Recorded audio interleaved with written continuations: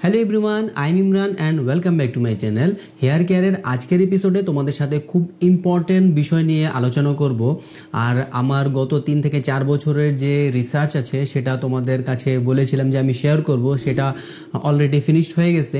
যার জন্য আজকে এই ভিডিওতে সম্পূর্ণ তোমাদের সাথে শেয়ার করব। ভিডিও আজকে একটু লম্বা হবে, কষ্ট করে সম্পূর্ণ ভিডিও দেখিও। আমরা ছেলেরা যখন ছোট ছোট চুল রাখি তখন দেখা গেল যে মাথার ত্বকটা চুলের যে ঘনত্ব খুব ভালো থাকে, চুল মোটা মোটা থাকে, কিন্তু আমরা ভালোবাসি একটু চুল বড় রাখার জন্য। আমাদের একটু ইচ্ছা হয় যে একটু চুলটা বড় করি। যখন আমরা চুলটা বড় করতে যাই তখন এক সময় দেখা যায় যে চুলটা পাতলা হয়ে যাচ্ছে, পড়ে যাচ্ছে, আর মাথার যে স্কার্ফটা বাইরে থেকে দেখা যাচ্ছে খুব গ্যাপ হয়ে যাচ্ছে স্মৃতির মধ্যে। যখন আমরা স্মৃতি করি তখন খুব বেশি গ্যাপ মনে হয়, তখন আমরা ভয় করে কি পুনরায় চুলটা ছোট করি। আর যখন চুলটা ছোট করি তখন আমরা ফেস করি যে পূর্বে যে চুলের অবস্থাটা ছিল এখন তার থেকে খুব বেশি খারাপ অবস্থার দিকে চলে আসছে। মাথার টাক দেখা যাচ্ছে, চুল পাতলা হয়ে যাচ্ছে। এখন আমরা কি করব, মানে বিভিন্ন তেল বা হাবিজাবি আমরা ব্যবহার করা শুরু করি, যার কারণে আবার খুব বেশি আমাদের স্কাল্পের সমস্যাটা শুরু হয়, আবার পুনরায় খুব বেশি চুল পড়া শুরু হয়। আজকে তোমাদের সাথে আমি আমার গত 3 থেকে 4 বছরের যে অভিজ্ঞতা সেটা শেয়ার করব, যে রিসার্চ ছিল সেটা শেয়ার করব। তোমরা যারা আমার যে 4-5 মাসের পূর্বে যে ভিডিওটা দেখেছো তার মধ্যে অবশ্যই তোমরা খেয়াল করেছো আমার চুলের অবস্থাটা খুব একটা ভালো ছিল না, ঘনত্ব কম ছিল, চুল পাতলা ছিল। কিন্তু তার মাঝখানে কয়েকটা ভিডিও আমি বানিয়েছি যার মধ্যে খুব বেশি বড় চুল করে নিয়েছিলাম। আবার আজকে তোমরা অনেকে খেয়াল করছো চুল আমি ছোট করে নিয়েছি। এর পিছনে অনেক বেশি খুব বেশি একটা রিসার্চ ছিল, খুব বিরাট একটা কারণ ছিল। আমি রিসার্চ করেছিলাম যে আসলে কোন দিকে সেটা যায়। তা আমি Mohammad Imran Hasan, skin and hair কেয়ারের গত 10 থেকে 12 বছরের অভিজ্ঞতা রয়েছে যা তোমাদের সাথে শেয়ার করি। আর তোমাদেরকে আপডেট করার পাশাপাশি নিজেকে আপডেট হতে হয়, না হয় আমি যদি আপডেট না হই তাহলে তোমাদেরকে কিভাবে আপডেট করব। আমি রেগুলার ভিডিও দিতে পারি না কারণ হার্ভার্ড এক্সের উপর বিভিন্ন প্রোগ্রাম হচ্ছিল। তো সেই প্রোগ্রামে অ্যাটেন্ড করতে হয়েছিল, আমাদের বিভিন্ন এক্সাম দিতে হয়েছিল। তোমাদেরকে পোস্টের মাধ্যমে আমি ক্ষমাও চেয়েছিলাম যে আমার ভিডিও রেগুলার আসছে না। তো তোমাদের দোয়ায় আল্লাহর রহমতে খুব ভালোই আমার পরীক্ষা হয়েছে। তা আজকের হেয়ার কেয়ারের যে টপিকসটা সেখানে তোমাদের কাছে আমি শেয়ার করব যে আমি যখন মিনোক্সিডিল ব্যবহার করা শুরু করি, তা যখন মাথার যে ত্বকের যে স্কাল্পের যে স্বাস্থ্য সেটা উন্নত হওয়া শুরু করে, তারপর আমি আবার ফিনাস্টারাইড নেওয়া শুরু করি। তোমরা অনেকে জানো মিনোক্সিডিল ফিনাস্টারাইড এটা ছাড়ার পর আমাদের যে চুলের যে সমস্যাটা আবার শুরু হয়। এটা অনেকেই জানে যে যখন আমরা মিনোক্সিডিল বা ফিনাস্টারাইড ছেড়ে দেই আবার সেই পূর্বের অবস্থায় আমাদের চুলটা চলে আসে, মাথার যে সমস্যাটা, চুল পড়ে যাওয়ার সমস্যাটা সেটা চলে আসে। আমরা যারা হেয়ার কেয়ারের জন্য বিভিন্ন প্রোডাক্ট ব্যবহার করি, যেমন ফিনাস্টারাইড হয়ে গেল, ডুটাস্টারাইড হয়ে গেল, মিনোক্সিডিল হয়ে যাচ্ছে বা ম্যাসাজ হয়ে গেল, তা আমরা এটা ছাড়ার পর আমাদের মাথার যে ত্বকের যে চুলের যে পড়ে যাওয়ার সমস্যা এটা পূর্বের অবস্থায় চলে আসে। এখন এটাকে ধরে রাখবো কীভাবে? আমরা মিনোক্সিডিল ছেড়ে দিব, তারপর ফিনাস্টারাইড ছেড়ে দিব, যদি চুলটা পড়ে যায় সেই আগের অবস্থায় যদি চলে আসে, সেজন্য অনেকে ভয়ে মিনোক্সিডিল ছাড়তে পারে না, ছাড়তেও চায় না, যে যদি আমার চুল পড়ে যাওয়া যে সমস্যাটা সেটা যদি আবার সেই পূর্বের মতো চলে আসে।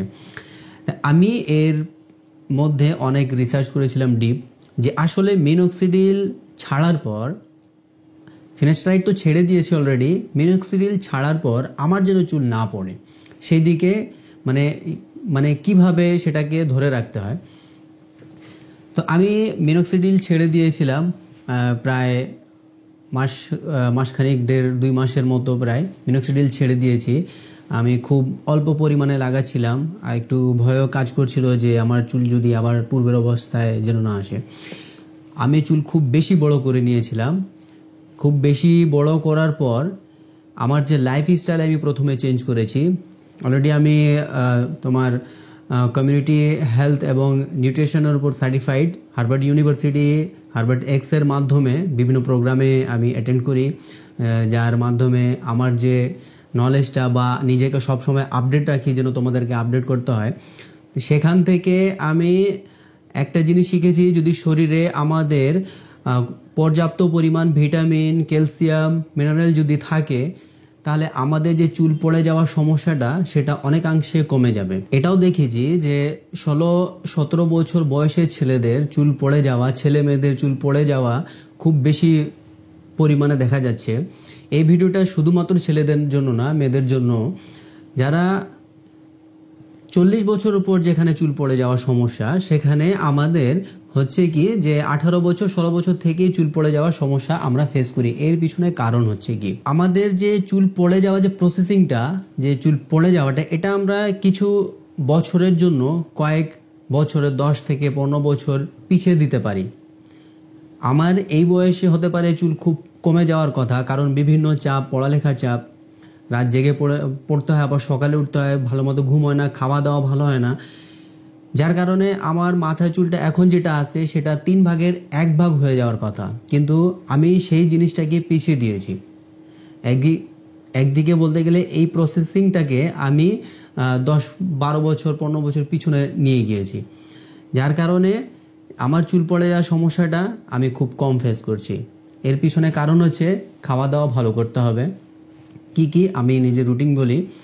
সকালে উঠে প্রথমে আমি রাতে করি কি যে ছোলা পানিতে ভিজে রেখে দিই, প্রায় তোমার বলতে গেলে 3-4 চামচ, তোমার 2 চামচ হলে হবে একজনের জন্য। তারপর হয়ে গেলো যে কিশমিশ থাকে, খেজুর থাকে, এগুলো থাকে। সকালে উঠে খালি পেটে প্রথমে এগুলো খেয়ে নিই। খাওয়ার পর তোমার 2 ঘন্টা ওয়েট করতে হয় যেন ভালো মতো হজম হয়ে যায়। তারপর 2 গ্লাস পানি পান করে নিতে হবে। তারপর পানি পান করার 1 ঘন্টা পর আবার যে তোমার যেগুলা নাস্তা করতে হয় সেগুলো নাস্তা করে নিবা। তো এই ছোলাটা, কিশমিশ হয়ে গেল, খেজুর হয়ে গেল, প্রত্যেক দিন সকালে 3টা খেজুর, তারপর হচ্ছে দুপুরে 2টা খেজুর আর রাতে 2টা খেজুর, মোট তোমার 7টা খেজুর খেতে হবে। তারপর 2 চামচ যে ছোলা ভিজিয়ে সেটা সারাদিনে তোমার সকালে খেয়ে নিলে হয়ে যাবে। কিশমিশ হয়ে গেল তোমার 10-12টা রেখে দিলা, সেভাবে পানিতে ভিজিয়ে দিয়ে সকালে পানি সহ কিশমিশটা শেষ করে নিতে হবে। তো এভাবেই খাই। আর রাতে তো আমাদের যে পড়ালেখার যে চাপ সেই লেভেলের, যার কারণে রাতে তো ঘুম হয় না। তারপরও 8 ঘন্টা তো ঘুমাতেই হবে আমাদের, না হলে যে চুল পড়ে যাওয়া যে সমস্যাটা আবার আমরা ফেস করি। পর্যাপ্ত পানি পান আমি করেছি। আর সবুজ শাকসবজি, কালারফুল যেগুলো সবজি হয়, যেগুলা যেমন হচ্ছে গাজর হয়ে গেল, তারপর ব্রকলি হয়ে গেল, তোমার মালটা আর হয়ে যাচ্ছে আপেল হয়ে যাচ্ছে। তো এগুলা প্রথমে আমি খাওয়া শুরু করি, কিন্তু সেটাকে সংরক্ষণ করার জন্য যে পরিমাণে ফরমালিন দেওয়া হয় সেটা আমাদের শরীরে আরও বেশি ক্ষতি করে। সে কারণে আমি দামি ফল ফ্রুট যেটা আছে, যেমন কমলা, আপেল, নাশপাতি, আঙ্গুর হয়ে গেলো, এগুলো বাদ দেওয়া শুরু করি। দেশি ফলগুলো যেগুলো হয়, যেমন পেয়ারা হয়ে যাচ্ছে, তারপর আমলা হয়ে যাচ্ছে, কামরাঙ্গা হয়ে যাচ্ছে, এগুলো খাওয়া শুরু করি। তা সারাদিনে অল্প পরিমাণে, মানে যতটুকু প্রয়োজন হয় সেইভাবে খেতে হবে, খুব বেশি খাওয়া যাবে না। দেখা গেলো 50 গ্রাম 25 গ্রাম করে প্রত্যেকটা জিনিস অল্প অল্প করে খেয়ে নিলাম। তারপর 1 ঘন্টা ওয়েট করে তারপর দুপুরের যদি ভাত খাওয়া থাকে ভাত খেতে হবে, রাতে যদি ভাত থাকে ভাত খেতে হবে। ফল খাওয়ার সাথে সাথে কোনো কিছু, মানে যেমন আমরা যে ভাত খাই বা নাস্তা করি সকালে, সেটা সাথে সাথে খাওয়া যাবে না, কিছু সময় 1 ঘন্টা ওয়েট করতে হবে। আর ভাত খাওয়ার 2 ঘন্টা ওয়েট করতে হবে, তারপর আবার পানি পান করতে হবে। সকালে 2 গ্লাস, তারপর আবার দেখা গেলো 2-3 ঘন্টা পর আবার 2 গ্লাস, এভাবে করে 8 গ্লাস টোটাল পানি পান করতে হবে। তা আজকে এইটুকুই থাক। আমার নেক্সট আপডেটের জন্য চ্যানেল সাবস্ক্রাইব করে দিও এবং আমার জন্য দোয়া করিও যেন আমার এক্সাম যেন ভালো মতো হয় এবং লেটেস্ট আপডেট যেন মিস না হয়, সেজন্য বেল আইকন অল করে রাখতে হবে।